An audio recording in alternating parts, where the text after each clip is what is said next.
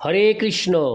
আজ 26শে আষাঢ় 1433 ও 11ই জুলাই 2026 শনিবার একাদশী যোগিনী। এই যোগিনী একাদশীর দিন আমি ভাগবত পাঠ করছি। আজ আমি পাঠ করছি ভাগবতের চতুর্থ স্কন্দ দ্বিতীয় ভাগ সপ্তবিংশতি অধ্যায় পুরঞ্জনের নগরীতে চণ্ডবেগের আক্রমণ, কালকন্যার উপাখ্যানের শ্লোক 11। হরে কৃষ্ণ কৃষ্ণ কৃষ্ণ হরে হরে, হরে রাম রাম রাম হরে হরে। শ্লোক 11। ইজে চ ক্রুতু ভীর্গোরৈর দীক্ষিত পশুমারকৈ দেবানো পিতৃন ভূত পতিন্নানা কাম যথা ভবন। অনুবাদ: দেবর্ষি নারদ বললেন, হে মহারাজ প্রাচীন বর্হিষৎ, আমার মতো রাজা পুরঞ্জন বহু কামনাযুক্ত হয়ে বিভিন্ন যজ্ঞের দ্বারা দেবতা পিতৃ ও ভূত পতিদের পূজা করেছিলেন। সেই সমস্ত যজ্ঞ ছিল অত্যন্ত বিভৎস, কারণ পশু হত্যা করার বাসনায় সেগুলি সম্পাদিত হয়েছিল। তাৎপর্য: এই শ্লোকে দেবর্ষি নারদ প্রকাশ করেছেন যে মহারাজ প্রাচীন বর্হিষৎকে শিক্ষা দেওয়ার জন্য পুরঞ্জনের কাহিনী বর্ণনা করা হচ্ছিল। প্রকৃতপক্ষে সেই বর্ণনাটি ছিল মহারাজ প্রাচীন বর্হিষতের কার্যকলাপেরই রূপক। এই শ্লোকে নারদ মুনি স্পষ্টভাবে বলেছেন যথা ভবান, অর্থাৎ ঠিক আপনার মতো, যা ইঙ্গিত করে যে রাজা পুরঞ্জন হচ্ছেন মহারাজ প্রাচীন বর্হিষৎ স্বয়ং। পরম বৈষ্ণব হওয়ার ফলে নারদ মুনি যজ্ঞে পশু বলি বন্ধ করতে চেয়েছিলেন। তিনি জানতেন যে তিনি যদি রাজাকে যজ্ঞ বন্ধ করার কথা বলতেন তাহলে রাজা তার কথা শুনতেন না। তাই তিনি তাকে পুরঞ্জনের কাহিনী শুনিয়েছিলেন। কিন্তু এই শ্লোকে আপনার মতো উক্তিটি ব্যবহার করে পূর্ণরূপে না হলেও তার অভিপ্রায় ব্যক্ত করেছেন। সন্তান সন্ততি বৃদ্ধির প্রতি আসক্ত কর্মীদের সাধারণত তাদের বংশধরদের জন্য বহু যজ্ঞ অনুষ্ঠান করতে হয় এবং বহু দেবদেবীর পূজা করতে হয়। সেই সঙ্গে বহু নেতা, রাজনীতিবিদ, দার্শনিক ও বৈজ্ঞানিকদেরও সন্তুষ্টি বিধান করতে হয়, যাতে তাদের ভবিষ্যৎ বংশধরদের জন্য সমস্ত আয়োজন যথাযথভাবে হয়। আগামী দিনের মানুষেরা যাতে অত্যন্ত সুখে স্বচ্ছন্দে অত্যন্ত সুখে স্বচ্ছন্দে বাস করতে পারে সেই ব্যাপারে তথাকথিত সমস্ত বৈজ্ঞানিকেরা অত্যন্ত আগ্রহী এবং সেই হেতু তারা রেলগাড়ির ইঞ্জিন, মোটর গাড়ি, বিমান আদি চালাবার জন্য শক্তি উৎপাদনের বিভিন্ন উপায় অনুসন্ধান করার চেষ্টা করছে। কারণ এখন পেট্রোল, কয়লা ইত্যাদি ফুরিয়ে যাচ্ছে। এই সমস্ত কার্যকলাপের বর্ণনা করে ভগবদ্গীতায় 2:41 বলা হয়েছে, ব্যবসায়াত্মিকা বুদ্ধিরে কেহ কুরুনন্দন বহু শাখা অনন্তাশ্চ বুদ্ধয়োবসায়িনাম। যারা আধ্যাত্মিক মার্গে রয়েছে তারা তাদের উদ্দেশ্য সাধনে দৃঢ় সংকল্প এবং তাদের লক্ষ্য হচ্ছে একটি, হে কুরুনন্দন। যারা দৃঢ় সংকল্প নয় তাদের বুদ্ধি বহু শাখায় বিভক্ত। প্রকৃতপক্ষে যারা জ্ঞানবান তারা কৃষ্ণ ভক্তি সম্পাদনে বদ্ধপরিকর।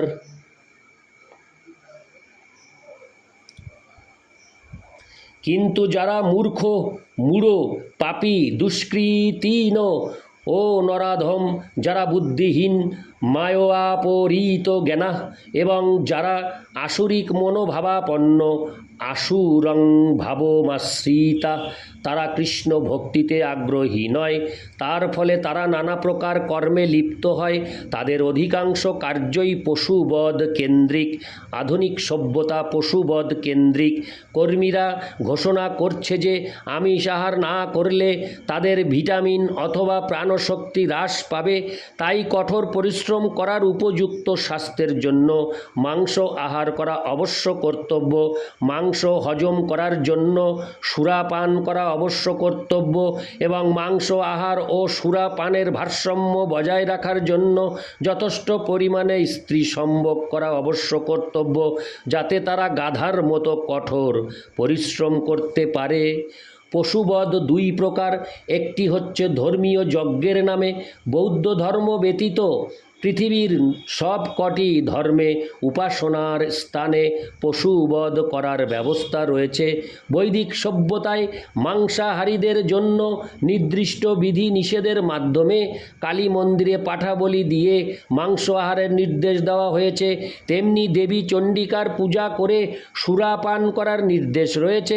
এই সমস্ত নির্দেশের উদ্দেশ্য হচ্ছে এই সমস্ত আচরণগুলির নিয়ন্ত্রণ করা। মানুষ এই সমস্ত বিধি নিষেধগুলি বর্জন করেছে। এখন তারা সর্বত্র চোলাই মদের কারখানা আর কসাইখানা খুলে অবাধ মদ্যপান করছে এবং পশু মাংস আহার করছে। নারদ মুনির মতো বৈষ্ণব আচার্য খুব ভালোভাবে জানেন যে ধর্মের নামে যারা এইভাবে পশু হত্যা করে তারা অবশ্যই ভগবত ধামে ফিরে যাওয়ার প্রকৃত উদ্দেশ্য বিস্মৃত হয়ে জন্ম মৃত্যুর চক্রে আবদ্ধ হয়ে থাকবে। তাই দেবর্ষি নারদ ব্যাসদেবকে শ্রীমদ্ ভাগবত সম্বন্ধে উপদেশ দেওয়ার সময় বেদের কর্মকাণ্ড শাখার নিন্দা করেছিলেন। নারদ মুনি ব্যাসদেবকে বলেছিলেন, যুগুপ্সিতং ধর্ম কৃতে হনুশাসত স্বভাবরক্তস্য মহান ব্যতিক্রম যদ্দাক্যোতো ধর্ম ইতিতর স্থিত ন মন্যতে তস্য নিবারণং জন। সাধারণ মানুষ স্বাভাবিকভাবেই ভোগ করতে চায় এবং তুমি ধর্মের নামে তাদের সেই বিষয়ে উৎসাহিত করেছ তা নিন্দনীয় ও অযৌক্তিক। যেহেতু তারা তোমার নির্দেশে পরিচালিত হচ্ছে তাই তারা এই প্রকার কার্যকলাপকে ধর্ম অনুষ্ঠান বলে মনে করবে এবং এই সমস্ত কার্যকলাপ থেকে নিবৃত্ত হওয়ার কথা কখনো ভাববে না। শ্রীমদ্ ভাগবত 1.5-15। শিল নারদ মুনি ব্যাসদেবকে বেদের অনুগামী বহু শাস্ত্র সংকলন করার জন্য তিরস্কার করেছিলেন, কারণ সেই সমস্ত শাস্ত্রে প্রত্যক্ষভাবে ভগবত ভক্তির কথা উল্লেখ করা হয়নি।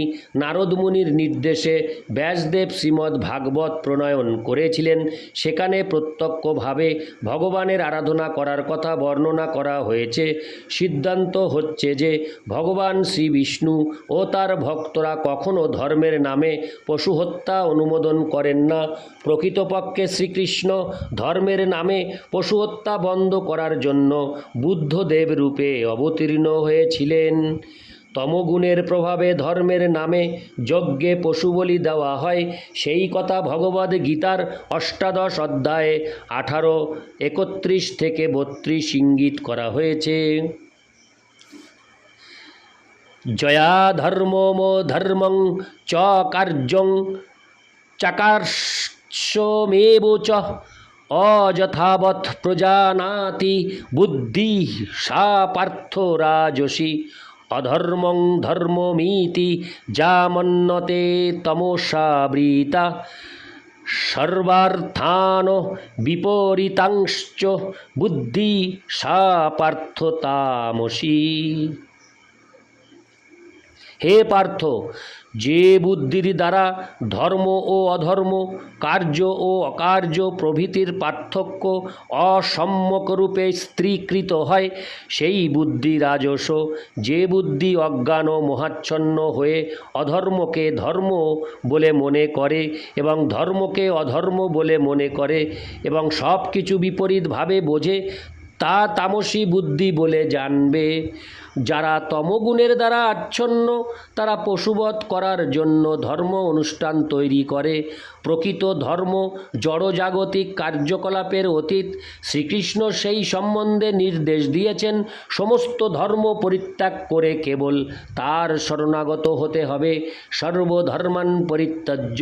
এইভাবে ভগবান এবং তার ভক্ত ও প্রতিনিধিরা পরম ধর্মের শিক্ষা দেন, যাতে পশু হত্যার কোনো স্থান নেই।